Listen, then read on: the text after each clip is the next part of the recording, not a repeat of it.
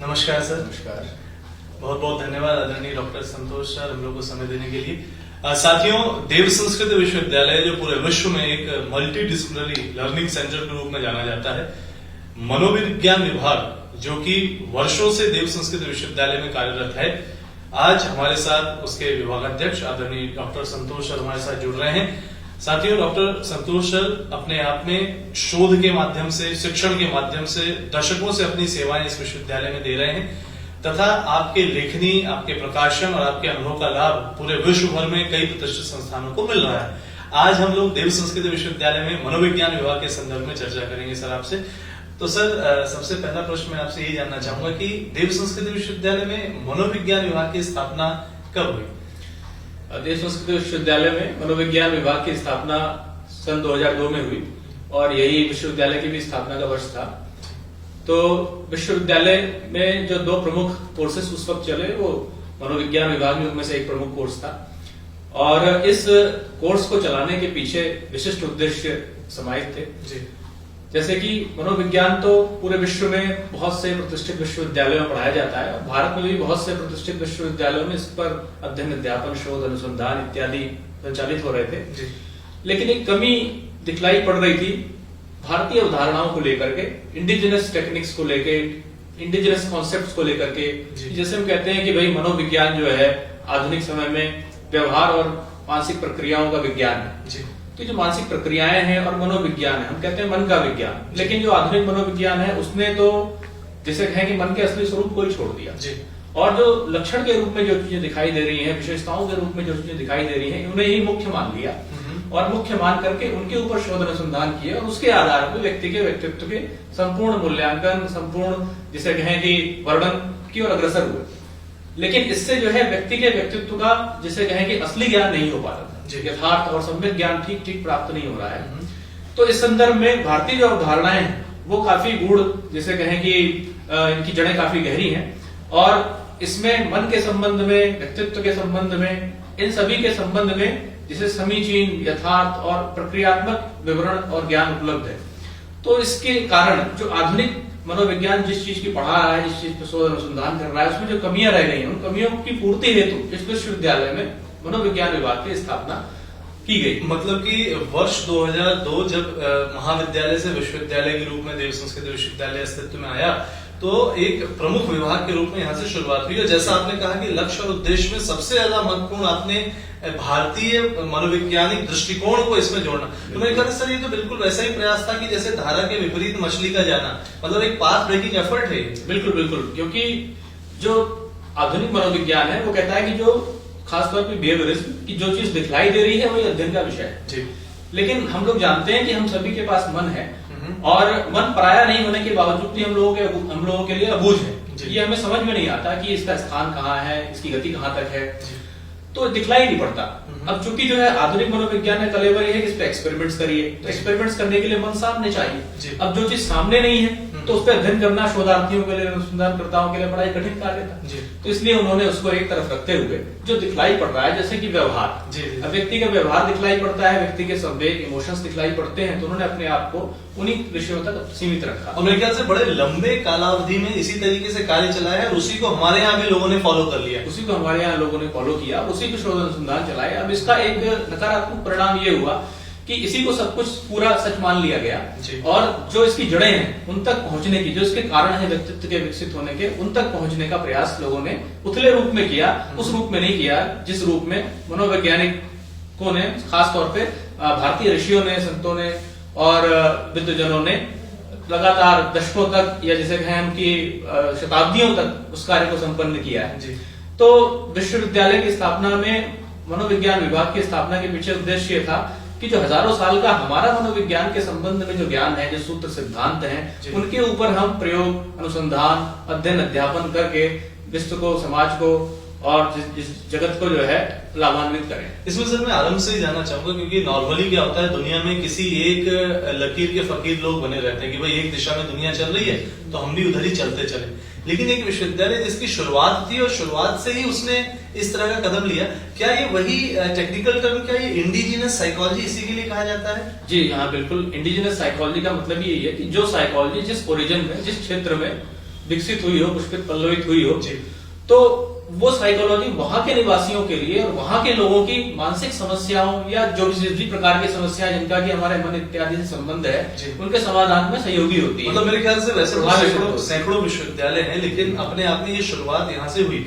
Sir, इसमें एक चीज और जानना चाहूंगा कि इसको अपन ने कोर्स और करिकुलम में किस तरीके से डाला और किस तरीके से आप विद्यार्थियों को आकर्षित करते हैं इसके लिए, क्योंकि वो लोग कल को जॉब पर्सपेक्टिव से फिर से उसी दुनिया में जाते हैं, तो शुरुआत से इसका कैसे ध्यान रखा गया है? इस समय तो विभाग को 18 वर्ष हो गए हैं जी, लेकिन शुरुआत जब की गई इस विश्वविद्यालय में मनोविज्ञान विभाग की, तो उसके अंतर्गत नैदानिक मनोविज्ञान में MA रखा गया, जी जी, जो आज भी चल रहा है। और जिसके अंतर जो है अन्य मॉडर्न साइंस की जितनी भी चीजें हैं उसको समाहित करते हुए साथ ही साथ जो है आयुर्वेद को भी उसमें स्थान दिया गया और योग के भी तत्वों को उसमें स्थान दिया गया। मतलब ये कितनी बड़ी बात है कि मतलब कैसे धीरे धीरे उस दिशा की ओर बढ़ना और जोड़ना, कि मतलब आरंभ से ही क्लिनिकल साइकोलॉजी में आयुर्वेद की पढ़ाई, क्लिनिकल साइकोलॉजी के साथ योग को जोड़ना, मेरे ख्याल से ये तो बहुत बड़ी यूएसपी हो गई। बहुत ही बड़ी यूएसपी थी। और इवन आप ये मान करके चलिए कि चारों सेमेस्टर में एक पेपर जो है आयुर्वेद का डिवोटेड रहता था जी, और उसके साथ साथ उसमें योग के भी कुछ अंश जो है शुरुआत में समाहित थे। धीरे धीरे आगे चल करके हमने योग को और विस्तार दिया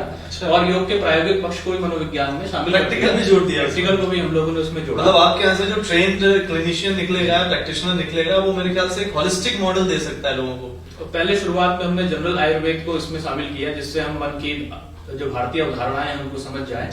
लेकिन उसके बाद फिर हमने इसको आधुनिक कलेवर दिया। हमने कहा कि भाई हम आयुर्वेदिक साइकोलॉजी पढ़ाएंगे, और इसके साथ साथ आयुर्वेदिक साइकोथेरेपी की जो तकनीकें हमारे ग्रंथों में, चरक संहिता में, सुश्रुत संहिता में वर्णित है, इनको भी हम विद्यार्थियों तक लेके जाएंगे। मेरे ख्याल से बहुत बड़ी चीज है, और कोई भी ऐसा अभ्यर्थी जो जीवन में चाहे, क्योंकि दुनिया जिस चीज को बहुलता में कर रही है वहां तो निश्चित सी बात है कि सॉल्यूशंस आ रहे हैं, लेकिन स्पेसिफिक कुछ नए मिलेंगे तो कुछ ऐसी ही नई चीजों से मिलेंगे। सर, मुझे एक चीज क्या याद आती है कि देव संस्कृत विश्वविद्यालय में वर्ष 2006 में जो इंटरडिसिप्लिनरी ग्रेजुएशन प्रोग्राम की शुरुआत हुई, हम खुद उसके एक विद्यार्थी रहे हैं, जब हम लोग को कंप्यूटर साइंस के साथ साइकोलॉजी पढ़ाई गई, योग के साथ साइकोलॉजी पढ़ाई गई, इंग्लिश के साथ और अन्य विषयों के साथ साइकोलॉजी पढ़ाई गई। इसको आप किस रूप में देखते हैं? ये कैसी अद्भुत शुरुआत रही? ये दिखने में बड़ा रोमांचित करने वाला लगता है, और ऐसा लगता है कि साइकोलॉजी कोई अन्य विषय है और दूसरे विषय कुछ अन्य है। लेकिन महत्वपूर्ण जो बात यह है कि हम लोग हमारे शास्त्रों में मानते हैं कि हमारा मन ही हमें ज्ञान देने वाला है। बिल्कुल। तो जो ज्ञान देने वाला है वो जिसके भी साथ जुड़े उसका ज्ञान हमें प्राप्त होता है। बिल्कुल। तो जब हमें अपनी ही साइकोलॉजी का, अपने ही मन का परिचय प्राप्त नहीं होगा, तो अन्य विषयों का परिचय प्राप्त करना, जो हम परिचय प्राप्त करेंगे वो हमारा अपना नहीं होगा, वो उधार का होगा। सही बात। तो इसलिए पहले हम अपने मन का ज्ञान प्राप्त करें, स्वयं को जानें, और उसके बाद अन्य विषयों को अपने प्रकाशित मन से जब हम देखेंगे तो वो विषय भी स्वयं प्रकाशित हो जाएंगे। और मेरे ख्याल से यही खासियत रही है कि जिन जिन विद्यार्थियों ने कोर्सेज को पढ़ा, वो मतलब कंप्यूटर साइंस में जब वो रिसर्चेस कर रहे हैं तो आर्टिफिशियल इंटेलिजेंस में, उसमें साइकोलॉजी ऑफ आर्टिफिशियल इंटेलिजेंस की बात कर रहे हैं। वो आपके ही अंडर में कई PhDs हुई हैं, साइबर साइकोलॉजी की बात हो रही है, जहाँ टेक्नोलॉजी और उसका ब्लेंड हो रहा है। उसी के साथ योग के विद्यार्थी मनोविज्ञान के साथ जुड़ के, तो एक अद्भुत इंटरडिसिप्लिनरिटी का भी प्रयोग देव संस्कृति विश्वविद्यालय में हुआ है। मैं यहाँ पे सर एक चीज और जानना चाहूंगा कि जैसे जब देव संस्कृति विश्वविद्यालय के परिसर में हम मनोविज्ञान की बात करते हैं, तो ये विषय का अध्ययन और देव संस्कृति विश्वविद्यालय में इस विषय का अध्ययन, ये कैसे अलग है? विषय अलग नहीं है, ये एक दूसरे में समाहित हैं। मनोविज्ञान विषय हो गया और जो मनोवैज्ञानिक वातावरण, दोनों का आपस में बड़ा ही गहरा नाता है जी। जो वातावरण है वो व्यक्ति को पोषित करता है जी, उसके मन को सामर्थ्य देता है और मन को सपोर्ट प्रदान करता है जी। तो जो मन है वो हमारा व्यक्तिगत हुआ, और वातावरण एक तरीके से हम कहें कि वो हमारा समष्टि मन हुआ जी।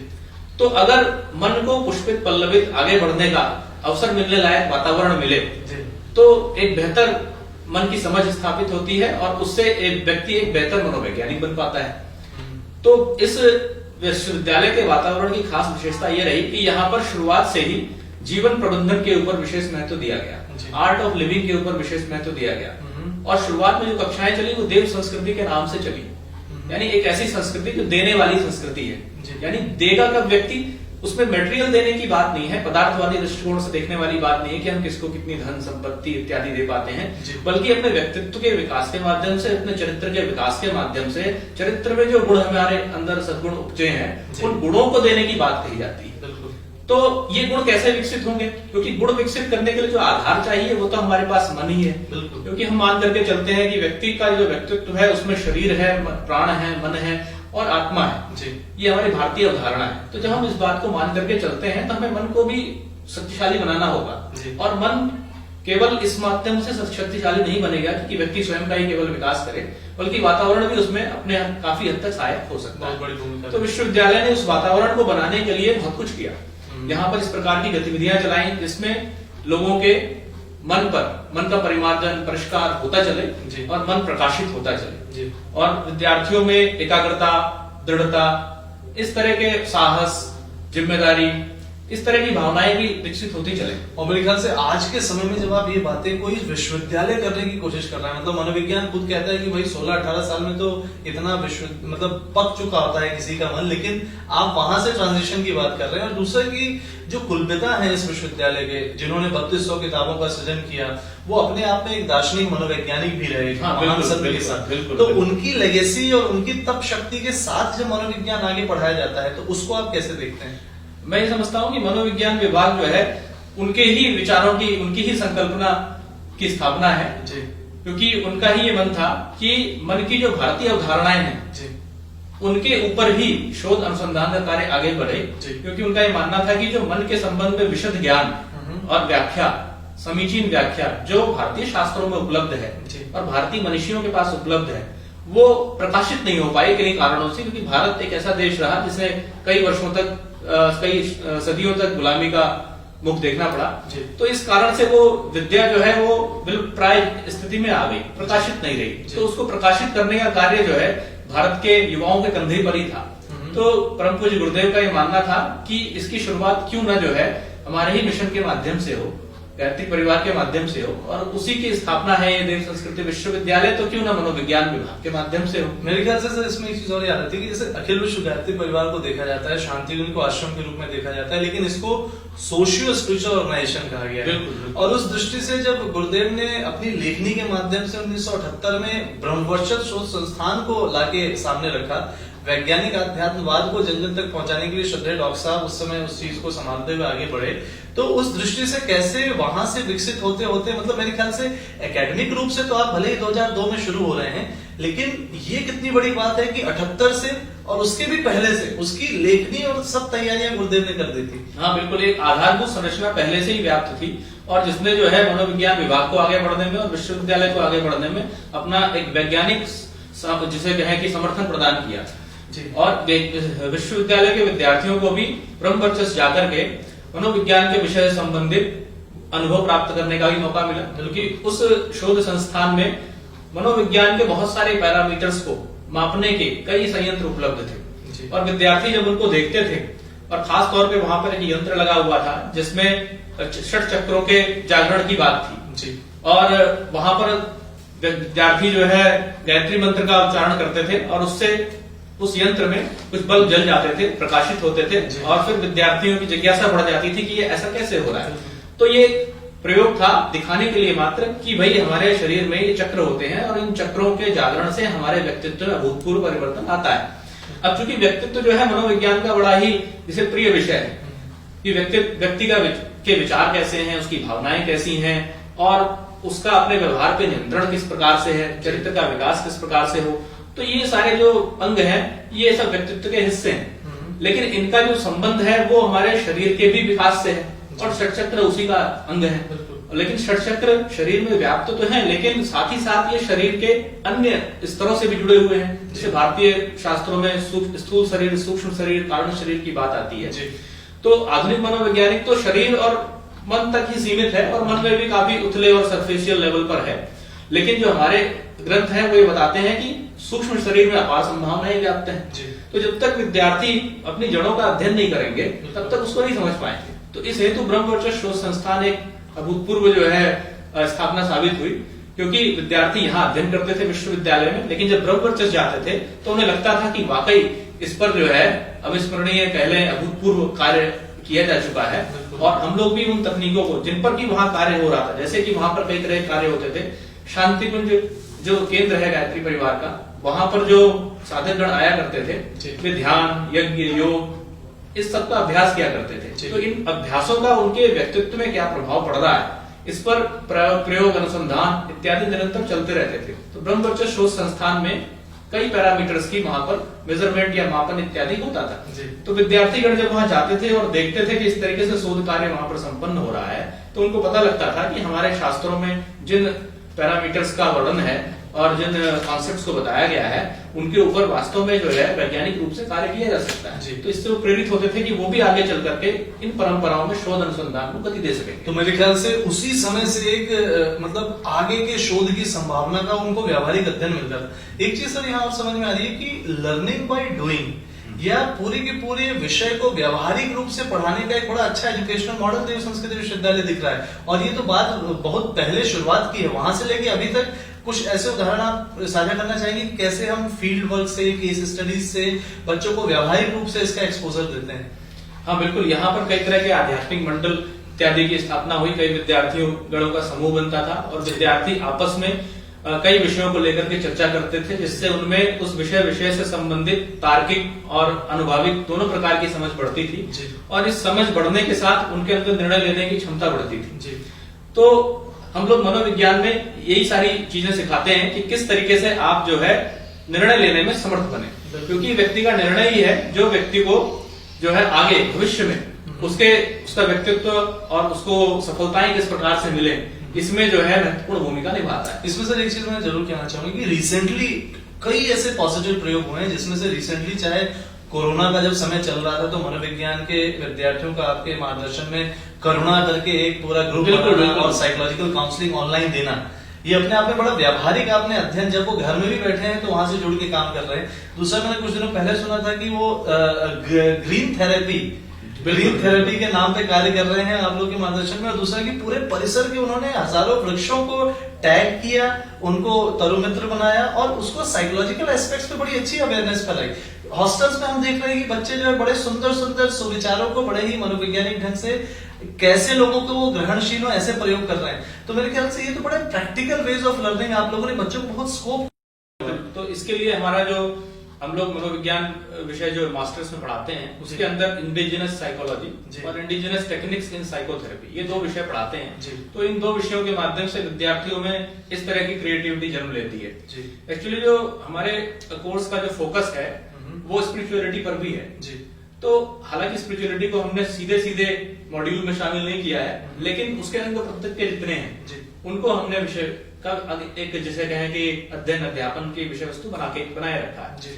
तो हम विद्यार्थियों को वही चीज बताते हैं कि स्पिरिचुअलिटी का साइंटिफिक पक्ष क्या है, उसमें ऐसी कौन सी चीजें हैं जिन्हें हम डे टू डे लाइफ में उतार सकते हैं।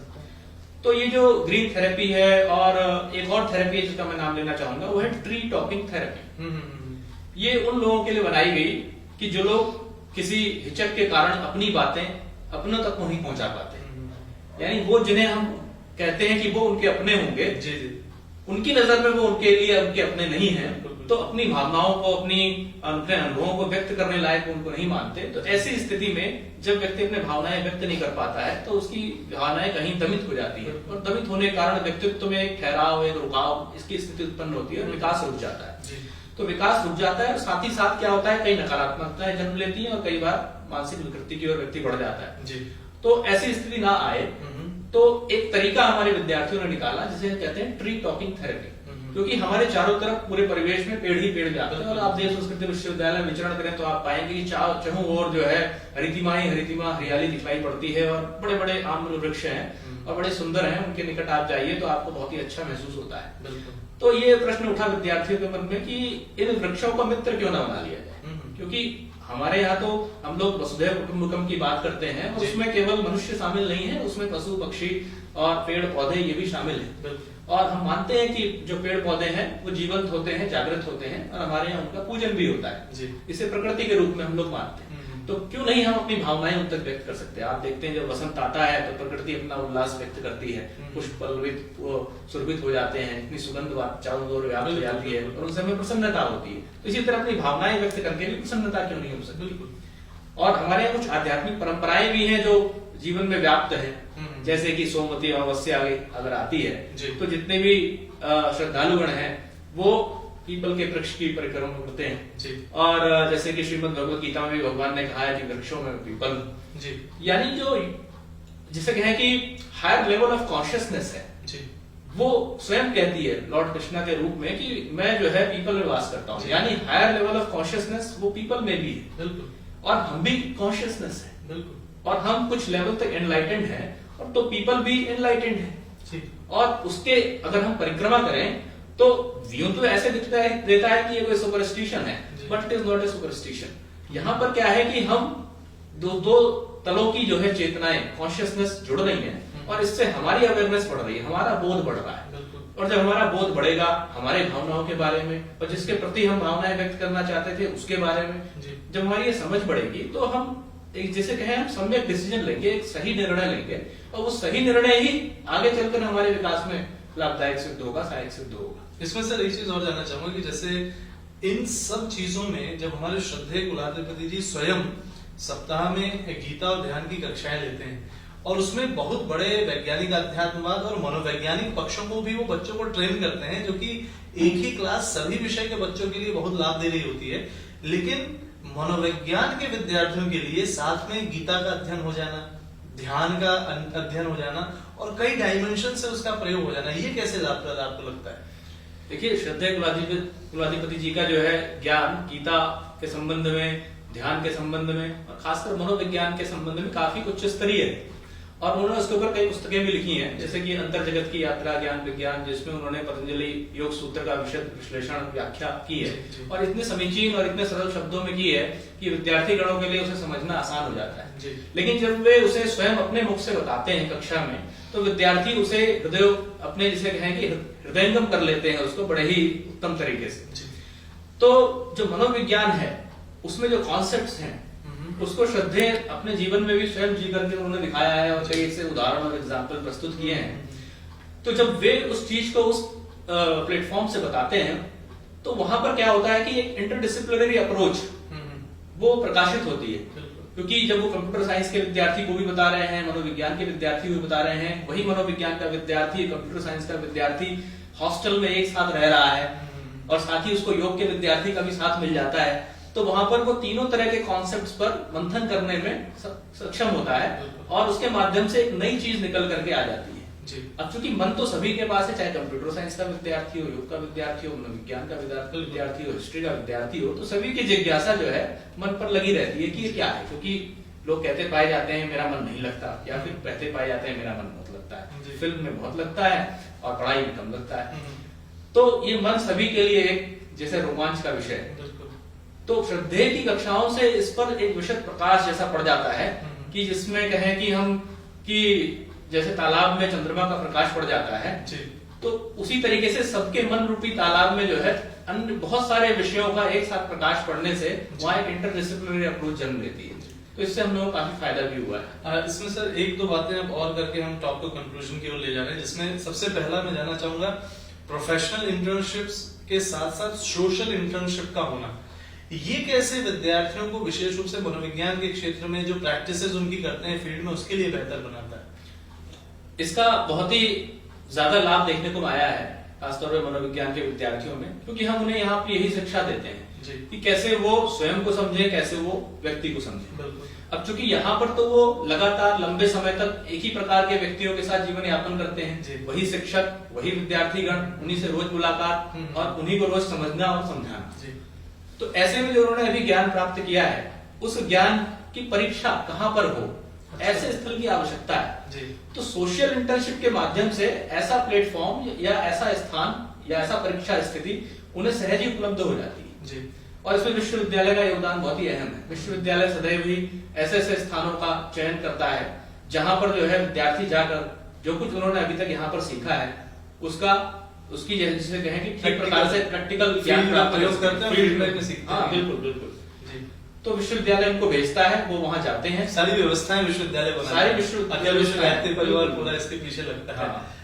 तो मेरे ख्याल से इसके अलावा मैं जैसे इंटरनेशनल कॉन्फ्रेंसेज आप कर रहे हैं, आपका ग्लोबल एक्सपेंशन हो रहा है, इंटरनेशनल स्टूडेंट्स का रुझान इस ओर बढ़ रहा है, तो भविष्य में आप इसको किस ओर देखते हैं जाता हुआ? भविष्य में हम लोग देखते हैं कि हम जो मनोविज्ञान की भारतीय अवधारणाएं हैं, इन पे इंटरनेशनल लेवल पे शोध अनुसंधान करने की दिशा में विश्वविद्यालय एक बहुत अच्छा सेंटर इसके लिए ऑलरेडी डेवलप हो चुका है और काम इनिशिएट हो चुका है। मेरे ख्याल से देव संस्कृति इंटरडिसिप्लिनरी जर्नल जो है हमारा, उसके अंदर इसमें काफी तेजी से कार्य हो रहा है, इंटरनेशनल लोग कंट्रीब्यूट ऑलरेडी कर रहे हैं। हम इंडियन और इंडिजिनस साइकोलॉजी के सेंटर ऑफ एक्सीलेंस के रूप में आगे बढ़ना चाहते हैं। जी। और हम चाहते हैं कि पूरे विश्व के लोग जो है हमारे जो ज्ञान है उसको प्राप्त करें और उस पर शोध अनुसंधान करें, और हम अपनी बात को तार्किक रूप से, वैज्ञानिक रूप से सभी के समक्ष पहुंचाएं। जी। अब मैं सर 3 बातें अंतिम पूछना चाहता हूँ। पहली बात कि इसमें teacher student relationship, student student relationship इतने वर्षों में आपने कैसा देखा कि वो किस तरीके से प्रोडक्टिवली बच्चों को सीखने सिखाने की परंपरा में देव संस्कृति विश्वविद्यालय में आगे बढ़ाता है? ये देव संस्कृति विश्वविद्यालय एक रेजिडेंशियल इंस्टीट्यूशन है जी। तो यहाँ पर विद्यार्थी और शिक्षक दोनों को जो है साथ साथ अपना विकास करने का अवसर मिलता है। जी। तो इसमें बात यह आती है कि शिक्षक जो बातें कक्षा में विद्यार्थी को बताते हैं, जी, यदि वो उनपे खरे उतरते ना दिखें तो विद्यार्थीगण उनके साथ नहीं चलेंगे। बिल्कुल। तो इसलिए शिक्षकगण सदैव जागरूक रहते हैं और अपने विचार, अपनी भावनाएं उन पर नियंत्रण रखते हैं और अपने व्यक्तित्व को जी करके उस स्तर तक निखारते हैं जिससे विद्यार्थी गणों के मन में उनके प्रति श्रद्धा, आस्था, सम्मान विकसित हो। तो ये एक म्यूचुअल रिलेशनशिप ऐसे विकसित हो और इतनी हेल्दी है कि उसमें लर्निंग मेरे ख्याल से कंफर्टेबल एनवायरनमेंट में और बेहतर होती है और शानदार होती है और बेहतर होती है। दूसरा सर एक चीज जानना चाहूंगा कि इतने वर्षों से आपने कई विद्यार्थियों को पढ़ाया, वो आज बाहर जाके बहुत अच्छा कर रहे हैं, आप लोग को अंदर से कैसा लगता है? दूसरा, उन विद्यार्थियों का फीडबैक आप लोग कैसे, मतलब कैसा लगता है कि उनको क्या अनुभव हुआ, आज वो जब आपसे बात करते हैं तो क्या क्या बातें बताते हैं यहाँ के बारे में? हम लोगों को बहुत ही गर्व की अनुभूति होती है जब हमारे विद्यार्थी जो है, जो बहुत बहुत ऊंचे संस्थानों में और पदों पर आसीन हैं, बहुत से विद्यार्थी ऐसे हैं जिन्होंने गवर्नमेंट जॉब्स प्राप्त किए हैं, वहाँ असिस्टेंट और एसोसिएट प्रोफेसर हो गए हैं। कुछ विद्यार्थी हमारे ऐसे हैं जो हेड ऑफ द डिपार्टमेंट्स भी हो चुके हैं साइकोलॉजी के फील्ड में। इसके अलावा बहुत से ऐसे विद्यार्थी जिन्होंने अपना एंडेवर, अपना एडवेंचर जारी रखा और उन्होंने भारतीय विधा को ध्यान में रखते हुए कई एनजीओ की स्थापना की और उन एनजीओ के माध्यम से वो भारतीय समाज को अपनी सेवाएं दे रहे हैं। और इसके अलावा ऐसे भी विद्यार्थी रहे जो क्या कहते हैं, शिक्षक के रूप में प्रतिष्ठित हुए, काउंसलर्स के रूप में और क्लिनिकल साइकोलॉजिस्ट के रूप में प्रतिष्ठित हुए। तो वहां पर उन्होंने जो है जो भारतीय अवधारणाएं हैं इनको भी ध्यान में रखा और उन पर कुछ शोध अनुसंधान के प्रकार भी चलाए और उससे संबंधित जो ज्ञान है उससे वो निरंतर हम लोगों को लाभान्वित करते हैं। मेरे ख्याल से कोलैबोरेशंस पे देखता हूँ कि आए दिन जो एल्यूमिनाई है वो जुड़ के यहाँ स्टूडेंट्स के लिए वेबिनार, सेमिनार्स, वर्कशॉप्स कर रहे हैं। तो ये बहुतायत मात्रा में आप लोग हर तरीके से बच्चों को बेहतर बनाने का प्रयास कर रहे हैं। अंतिम प्रश्न सर मेरा होगा, क्योंकि शुरुआत हम लोगों ने जहां से की थी कि हम लोगों ने धारा के विपरीत एक प्रयास किया है, थोड़ा सा किसी के मन में संशय हो सकता है कि क्या धारा से विपरीत किए गए इस प्रयास के बाद विद्यार्थी प्लेसमेंट्स किस रूप में पा रहे हैं? ऑलरेडी आपने बता दिया कि इतनी जगह जा रहे हैं, तो एक बार हम कैसे उन पेरेंट्स को, उन गार्जियंस को, उन एस्पिरेंट्स को जो कि किसी न किसी रूप में यहाँ से जुड़ना चाहते हैं, क्योंकि बहुत डिमांड आई लोगों की कि इस बारे में बात किया जाए, हम लोग अनुभव लेना चाहते हैं। तो अंतिम प्रश्न सर मेरा यही है कि प्लेसमेंट्स के संदर्भ में उन बच्चों को कैसे आप प्रेरित करते हैं और कितने शानदार रिजल्ट्स हम दे पा रहे हैं? देखिए, जहां तक प्लेसमेंट का सवाल है तो प्लेसमेंट के लिए जितनी भी आवश्यक कुशलताएं हैं ये विद्यार्थी में विकसित हो सके और आधुनिक समय में हॉस्पिटल्स में, ऑर्गेनाइजेशंस में जिस तरह की स्किल्स की जरूरत है, जिस तरह की शिक्षा की जरूरत है, वो समस्त शिक्षा जो है हम विश्वविद्यालय में विद्यार्थी को जो है उपलब्ध करवा रहे हैं। साथ ही साथ वे अन्य कई प्रकार की सुविधाएं जो हमारे विश्वविद्यालय में उपलब्ध नहीं है उनका भी छात्र को जो है लाभ प्राप्त हो सके, इसके लिए हमारे कई संस्थानों के साथ एमओयूज हैं और उन संस्थानों में हम विद्यार्थियों को भेजते हैं। मेरे ख्याल से इंटरनेशनल एक्सचेंज प्रोग्राम भी चल रहा है। इंटरनेशनल एक्सचेंज प्रोग्राम चल रहा है और हमारे कई विद्यार्थी पोलैंड और लिथुआनिया, इन सब कंट्रीज में जो है होकर के आ चुके हैं और उन्होंने अपने बड़े अच्छे अनुभव हम लोगों के साथ शेयर भी किए हैं। तो बड़ा अच्छा अनुभव रहा है। जहां तक प्लेसमेंट का सवाल है तो उसमें किसी विद्यार्थी को किसी तरह की परेशानी नहीं आती है, क्योंकि आधुनिक जो आवश्यकताएं हैं उनके साथ साथ हम जो है जीवन सरप्लस, इंडिजिनस टेक्निक्स, इंडियन मतलब यहाँ का स्टूडेंट ये है कि वो जब निकलता है तो जो नॉर्मली कहीं भी पूछा जाता है कि भाई आप में क्या अलग है, तो वो तो लोगों की भीड़ में जाके यही देखता है कि मेरे में इतना कुछ अलग है कि मैं इनको क्या क्या बताऊं। तो मेरे ख्याल से ये बहुत अच्छी संभावना वो है। 1000 मनकों में एक चमकता हीरा इसके रूप में दिखलाई पड़ता है। जी जी मेरा खुद का भी ऐसा एक अनुभव रहा है। जी। मैं Morarji Desai national institute of Yoga में as a senior research fellow मेरी नियुक्ति हुई थी। तो वहां पे जो मेरे कॉलीग्स थे वो लोग पूछते थे कि भाई जब आपसे किसी समस्या के संबंध में डिस्कशन किया जाता है तो आप उसके बड़े ही भारतीय उत्तर लेकर के आते हैं। तो मैंने कहा भाई मैं भारतीय हूँ इसलिए भारतीय उत्तर लेकर के आता हूँ और मैं अपना स्वदेशी ज्ञान उपयोग करता जी, हूँ। जी, जी। बोले आपको मिला कहाँ से? जी। तो मैंने कहा ये मेरे पेरेंट ऑर्गेनाइजेशन देव संस्कृति विश्वविद्यालय की विशेषता जी। है कि वहां पर जीवन प्रबंधन, आर्ट ऑफ लिविंग, इसका ज्ञान हमें शुरुआत से ही प्रदान किया गया है। जी जी। और ये इसलिए नहीं प्रदान किया गया कि हमें कोई डिग्री हासिल करनी थी या उसमें हमें निष्णात बनना था, बल्कि हम जीवन में जो आने वाली चुनौतियां हैं और जीवन में जो हमारी परीक्षाएं होने वाली हैं उसके लिए हम कैसे तैयार हो सके इस संबंध में हमें दिया गया जी। है। तो आज आप वही देख रहे हैं कि मैं बात तो रिसर्च की कर रहा हूँ और दूसरे विषयों में हम वैज्ञानिक रूप से खुले मिले हैं और आपके साथ काम कर रहे हैं, लेकिन जब जीवन के गुण प्रश्न उठते हैं तो वहां पर जो है हमारा स्वदेशी ज्ञान ही काम आता है। ऑटोमेटिक ऑटोपायलट मोड पे हम वर्क करते हैं। तो मेरे ख्याल से सर बहुत बहुत धन्यवाद आपका। एक बहुत ही अद्भुत चर्चा हम लोग की हुई। सर कोई कंक्लूडिंग रिमार्क्स आप देना चाहें इस पूरी चर्चा में जो हमारे श्रोता हैं उनके लिए? देखिए हमें जो है जो अपनी भारतीय ज्ञान परंपरा है, अवधारणा है, उसके संबंध में अवश्य ही सजग होना होगा, सचेत होना होगा और उसका ज्ञान प्राप्त करना होगा। क्योंकि जब तक आप जागेंगे नहीं, देखेंगे नहीं, तब तक आप अपने आप को कमतर मानते रहेंगे। लेकिन वस्तु स्थिति ऐसी नहीं है, आपके पास अपार ज्ञान भरा पड़ा है जिसपे कि शोध अनुसंधान आधुनिक कलेवर में किया जा सकता है। तो यदि आप सब प्रयास के लिए तैयार हो तो देव संस्कृति विश्वविद्यालय एक बार अवश्य आइए, देखिए, यहाँ के शिक्षकों से मिलिए, यहाँ के विद्यार्थियों से मिलिए और आप पाएंगे कि आपको आहा जिसे हम कहते हैं वो अनुभव प्राप्त होगा। इसके लिए मैं आपको श्योरली 100% गारंटी देता हूँ। Thank you sir. तो साथियों, आप जिन्हें सुन रहे थे, मैं आपको बता दूं कि देव संस्कृति विश्वविद्यालय के आप स्वयं में एल्यूमिनाई रहे हैं और किसी भी संस्थान का अगर आप आज कोई भी संस्थान आपको दिखते हैं जिनका 500 साल 600 साल का इतिहास है, उसकी शुरुआत में अगर वहां के एल्यूमिनाइज ने वहां की लीडरशिप पोजीशंस को संभाला तो पूर्ण भाव के साथ, वहां के अंडरस्टैंडिंग के साथ, न जाने कितना कुछ अच्छा वहां अपने अनुभवों से दिया है। आपने खुद देश और विदेश में जाकर के बहुत अच्छे अच्छे संस्थानों में कार्य किया, लेकिन फिर पूर्ण समर्पण के साथ देव संस्कृति विश्वविद्यालय के साथ जुड़े हैं। बहुत बहुत धन्यवाद आदरणीय सर आपका। धन्यवाद। और मैं अंत में आप सबसे यही कहूंगा साथियों की www.dsvv.ac.in इस वेबसाइट पर आप तत्काल आकर के एक बार तो इस विश्वविद्यालय का दर्शन वर्चुअली कर लें और जब भी समय मिले जल्दी से जल्दी यहाँ पधारें। आप विद्यार्थी हैं तो उससे आपका स्वागत है, नहीं तो डिफरेंट इंटरनेशनल कॉन्फ्रेंसेस होते हैं, कई सारे ऑनलाइन कोर्सेज धीरे धीरे आपको मिलते जाएंगे। अगर आप प्रतिभा संपन्न हैं तो आप अपनी प्रतिभा का योगदान, अपना समय देने के लिए, अपनी प्रतिभा देने के लिए कभी भी आमंत्रित हैं। तो स्वागत है आप सभी का। कुछ ऐसा है देव संस्कृति विश्वविद्यालय विभाग का मनोविज्ञान विभाग, यूनिवर्सिटी विद डिफरेंस आपका स्वागत करता है। बहुत बहुत धन्यवाद। Thank you.